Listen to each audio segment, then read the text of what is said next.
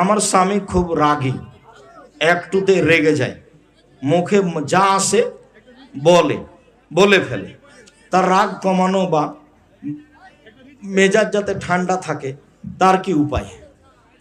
আপনি খুব নরম হয়ে থাকবেন, প্রতিবাদ করবেন না।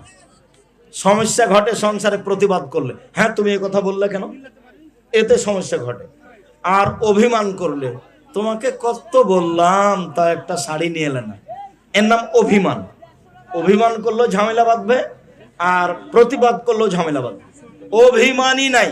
আমি চাঁপাইনবাবগঞ্জের গ্রামের মহিলা, লবণ ভাতে খুশি, যাহাই দিবেন তাহাই নিয়ে থাকিব।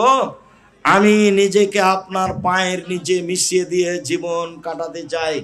আমার পক্ষ থেকে কোনো প্রকার আপত্তি থাকিবে না। কাপড় মোটা হলেও কিছু বলিব না, কাপড় চিকন হলেও কিছু বলিব না। তখন সংসার সুন্দর হবে। আর মাঝে যদি এটা সেটা চাই, তাহলে বুঝতে হবে ও হস্তিনী, এ ভালো নয়।